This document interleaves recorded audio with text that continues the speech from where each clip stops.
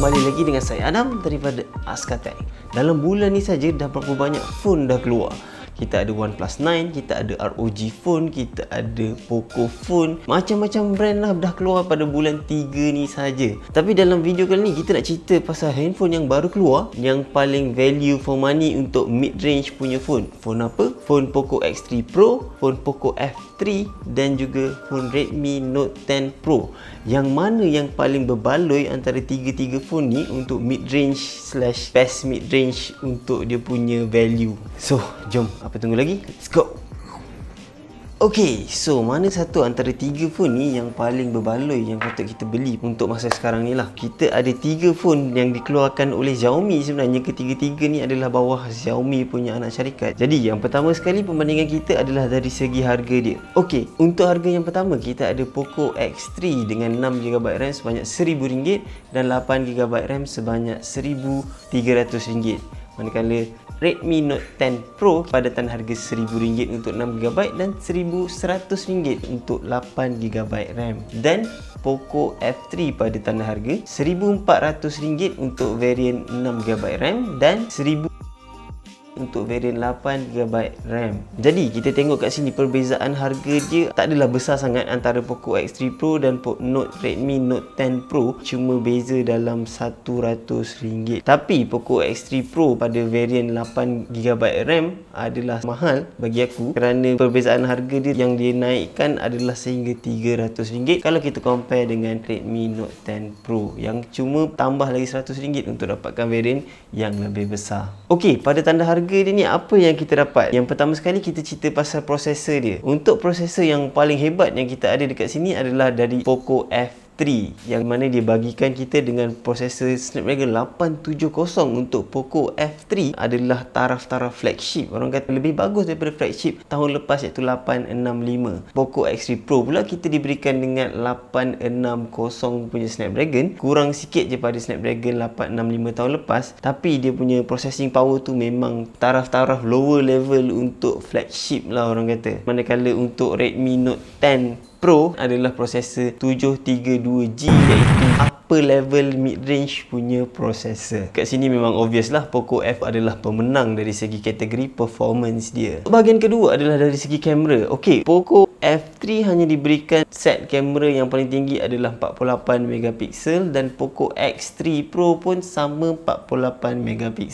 Tapi kelebihan dua phone ni adalah dia mempunyai 20MP selfie kamera yang lebih cantik berbanding dengan selfie kamera di Redmi Note 10 Pro yang hanya pada 16MP.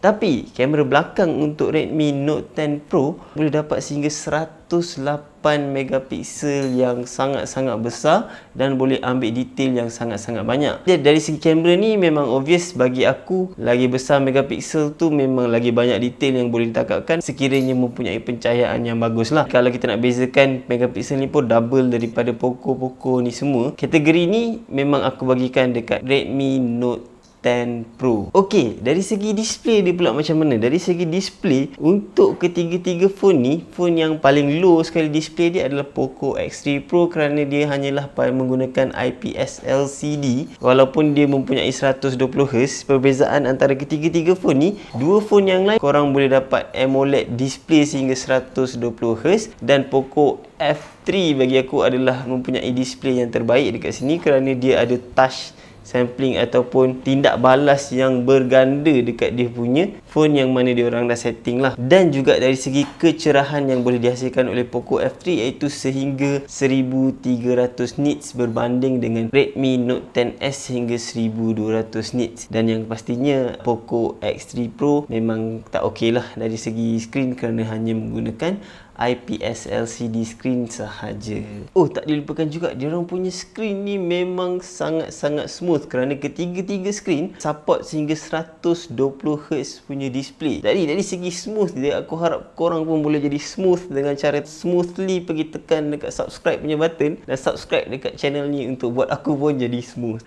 Okey, sambung balik kita cerita pasal harga dia, pasal performance dia, pasal kamera dia dan juga pasal display dia. So, yang terakhir sekali sekali kita cerita pasal bateri dia. So bateri dia adalah lebih kurang je bagi aku. Cuma Poco F3 mempunyai bateri yang paling rendah, manakala untuk Poco X3 Pro dan juga Redmi Note 10 Pro mempunyai bateri lebih daripada 5000 mAh. Tapi ketiga-tiga mereka support sehingga 33 watt fast charging. Nak kata yang mana lebih bagus, sebab bagi aku tiga-tiga ni sama rata dan sama bagus dari segi bateri dia. Manakala dari segi design dia, ini adalah more untuk personal preference. Tapi pada aku Poco X3 Pro ni adalah design tahun lepas, sebab tahun lepas punya Poco X3 pun design yang sama. Dan kalau nak pilih design yang cantik dan color yang menarik, pada aku personally untuk Poco F3 adalah yang paling cantik antara ketiga-tiga ni. Tapi itu untuk aku personally lah. Oh, tak dilupakan juga dari segi protection, ketiga-tiga ni sekurang-kurangnya mendapat Corning Gorilla Glass 5, dan benda-benda yang basic semua diorang ketiga-tiga adalah samalah. Ketiga-tiga mempunyai stereo speaker, ketiga-tiga mempunyai 3.5mm audio jack untuk dengar lagu, menggunakan Android 11 dan MIUI punya software. Yang lain ni semua samalah. Jadi yang membezakan adalah benda yang aku mention tadi, kesimpulannya.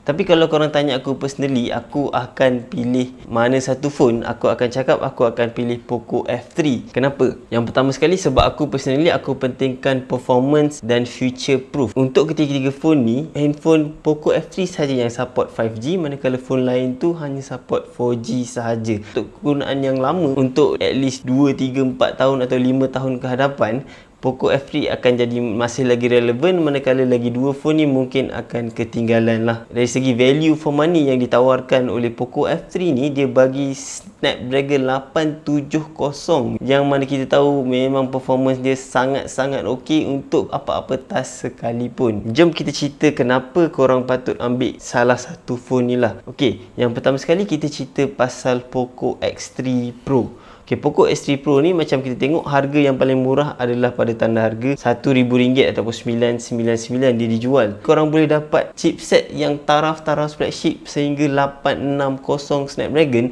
Bagi aku sangat berbaloi bagi kepada mereka yang memerlukan handphone untuk main game yang mempunyai bateri yang besar dan bajet RM1,000 maksimum dah tak boleh nak top up lah. Poco X3 Pro adalah pilihan untuk gamers yang bajet. Manakala untuk Redmi Note 10 Pro, kepada mereka yang mementingkan kamera yang lebih besar megapiksel, dia lebih cantik orang kata, dan tak adalah heavy gaming sangat, mempunyai skrin yang lebih cantik daripada Poco X3 Pro ni. Jadi mereka yang ada bajet RM1,000 lebih, RM1,000 hingga RM1,100, mahukan AMOLED punya skrin, mahukan kamera yang cantik tapi tak pentingkan performance yang kau-kau untuk main game yang berat-berat, korang patut go for Redmi Note 10 Pro. Sebab bagi aku dia punya display tu memang selling point dia yang lebih baik daripada Poco X3 Pro ni lah. Korang memang patut ambil Note 10 Pro ni. Tapi kalau yang orang yang ada bajet lebih sikit, aku memang suggest untuk ambil Poco F3. Kenapa aku cakap phone ni adalah sangat-sangat berbaloi? Yang pertama sekali dari segi Snapdragon 870 yang orang kata terbaik untuk mid-range punya phone ni, aku rasa korang tak boleh dapat lagi dah lebih pada 870 ni. Lepas 870 memang 888 memang flagship punya phone dah. Yang kedua, value for money. Harga dia RM1,500 lah kata kan. RM1,500 korang dapat performance yang taraf-taraf flagship. Display dia yang paling cantik antara ketiga-tiga ni. Kamera dia hasilkan gambar yang lawa juga, cuma tak adalah sampai 108 megapiksel yang lebih sharp orang kata kan. Dan juga dia support 5G, iaitu future proof untuk masa akan datang. Jadi aku rasa cukuplah kita borak-borak ataupun bebel-bebel untuk hari ni. Aku harap video ni membantu, dan kalau video ni membantu, aku harap korang boleh bantu aku dengan sumbangkan satu like dan subscribe dekat channel ni untuk bantu aku buat video-video yang lebih baik untuk korang nanti. Okay guys, sekian saya Adam daripada Askatek. Assalamualaikum dan salam sejahtera.